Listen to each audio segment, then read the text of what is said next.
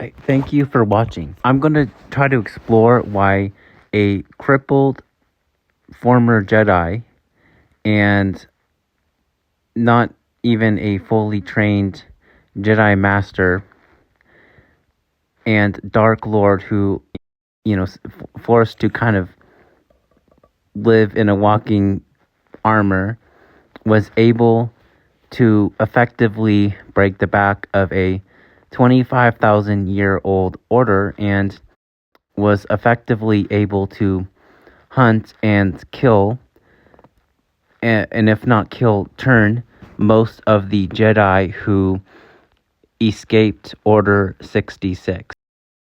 Now, for those of you who don't know what the Great Jedi Purge is, it's essentially Vader's kind of way of taking and control and hunting down the Jedi that did not die by the clones. And there's kind of two tracks to it. There's the Legends track, and we're gonna kind of go over and explore both these, but I think the factors are really similar as to why and how someone who had lost all his limbs and was forced to walk in essentially a black lung was able to beat all these Jedi who and members of the Order who survived the 66.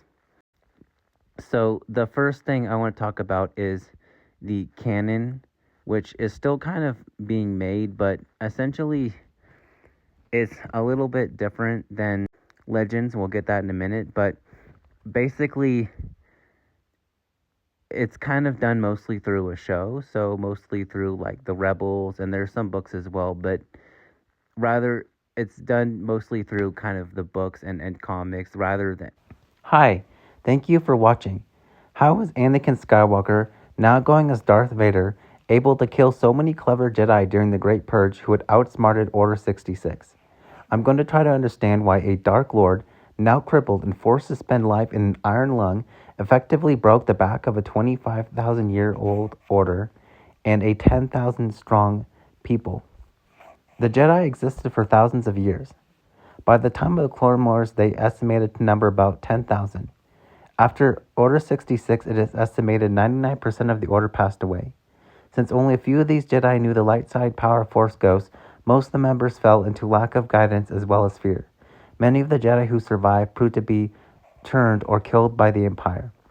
How was Darth Vader, a physically maimed Jedi, badly burned and losing all his physical limbs, capable of hunting down and killing most of the surviving members of the Jedi? I'm going to examine a series of factors that allowed for Vader to systematically and effectively hunt down and destroy the remaining Order during the Great Jedi Purge. Number 1. His suit makes him stronger than you might realize. While there are other factors that contributed to Vader's success, the first one is that his suit is a lot stronger than people give credit for. The duel with Obi-Wan physically left the great Skywalker a shell of himself. George Lucas, in an interview himself, noted that he only possessed about 3/4 of the power of Anakin. But the suit contained a degree of armor and gloves so strong he proved able to stop blaster fire. In 2 duels, the armor can take a lightsaber block and prevent damage to his face.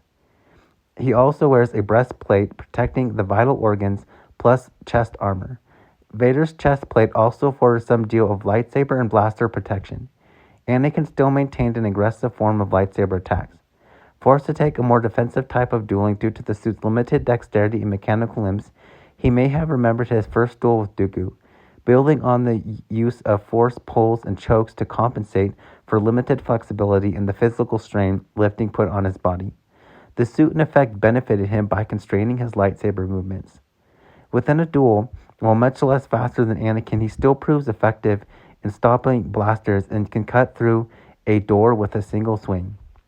While not sustaining his speed of his organic body, in Legends, Vader effectively could not take the suit off as far as we know, meaning he stood attached to the durasteel arms and legs that greatly increased his size and stature at the price of flexibility and resilience. and canon Vader has shown to disconnect from the suit and legs and arms. This meant he needed to take a more defensive gesture. In a way, the suit helped improve Anakin's sword fighting by confining his aggressive style with a walking armor. Vader could utilize a diverse range of force powers like Force Choke, Force Push, and Force Pull. In the duel against Cloud City, despite having constructed limbs, he moves a power cell nearly as large as the one moved by Yoda in Episode 2. So his force powers had increased exponentially. His lightsaber style, appearing clumsy and whimsical, proves to be highly effective. His choppy, more defensive posture makes him a more stronger and aggressive duelist than Anakin. Combined to a suit of armor, he can take more risks than in a physical body. While choppy and unable to create the flexibility of Anakin's body, he's still able to block many blows and put a degree of strength behind his lightsaber parries. The most potent ability of Vader's armor was not the protection it offered, but the fear it instilled. Able to terrorize and intimidate countless humans in the Galactic Empire and Rebel alike, his raspy breathing and face terrified and horrified members of the Empire. This, combined with his mysterious and little-known past, intimidated and confused many Jedi, giving him an edge. Number 2. Many Jedi he encountered were weaker than their contemporaries, tricked by Order 66. The Jedi are weaker than most of their contemporaries. Vader did effectively take many Jedi in Jedi and canon. This includes at least 5 Jedi and Kashyyyk, a former council member and a librarian. While he could take on Jedi, some of the Knights and Masters, most of who he dealt with were senior Jedi Knights or young Padawan. Many of these Padawan did not have full training in the Force or lacked the ability to train for experience to take on and kill Vader. In Kashyyyk, the Jedi Master Roan dies trying to protect his young Padawan. These Jedi did not have the full training of Master Yoda or a Jedi Council member. Some of these Jedi became Inquisitors or dark-side adepts for the Emperor, but confined by the Sith's ambition and Jedi training, they did not have the full potential of a Jedi Council member or Jedi Master. The other Jedi Vader confronted, like Evan Piel, while a former Council member, retired from the Jedi and was older and lived past his physical prime. These Jedi did not present the greatest physical challenge to Vader, meaning many of the Jedi who possessed the physical power and potential to take on Vader often married or trained young learners, preventing them from fully taking on Vader. This meant they could not take on Vader despite the loss of Anakin's limbs and confined limitations.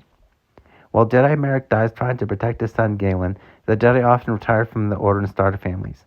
This made them vulnerable to Vader either being killed or turned. In some legends, some of the younger Jedi turned to the dark side and became unfortunate enemies of the New Republic, yet often proved to be defeated by their own weaknesses. In canon, Vader does single-handedly chase and take down several Jedi. While impressive in his fighting moves, he deals with Jedi like elderly Jocasta who did not necessarily lead the frontline troops and not necessarily guardians in the Order. Number 3, he did not do it alone. Many times he sent teams of Inquisitors or clone, then later Stormtrooper squadrons to hunt down the Jedi. In situations similar to Project Nightfall, he conducted similar small-scale missions against the Jedi. For instance, the Master had to be content with clone rebellions in addition to dealing with this mysterious new stranger. When finding his new apprentice, Vader comes with legions of stormtroopers, making running impossible. The 501st Legion in Legends discusses several missions against Jedi, including a praise break on the Death Star. In these instances, it proved to be the clones, not Vader personally, who deals with these rogues. In other instances, he sends dark-side adepts to deal with rogue Jedi. This is a common theme in Rebels and canon, where the Inquisitors act like a type of shock troopers going in to deal with Jedi, while Vader finishes and deals with the more invaluable and difficult Jedi. In Legends, Vader willfully utilizes all the resources of the galaxy, while not nearly as much in canon. The dark side and injuries gave him a focus way more formidable than he maintained as General Skywalker. Number 4, he got a determination and focus much greater than before the duel. In Legends, Vader sleeps very little and must wear the same suit nonstop for many years. Described as irritating and constantly snagging on his joints, his only reprieve proved to be able to sit in the chamber for a few hours. This meant his rage and passion demonstrated as Anakin confined him to an iron lung. This is part of the reason for Vader's patience and determination. It forced him to channel his aggression into a person much more determined than Anakin, meaning he could travel and pursue a missing Jedi for months until he or she proved killed or corrupted. It also meant that he was able to take much more determined risks than Anakin. Thank you for listening, and please put your comments below, and please subscribe.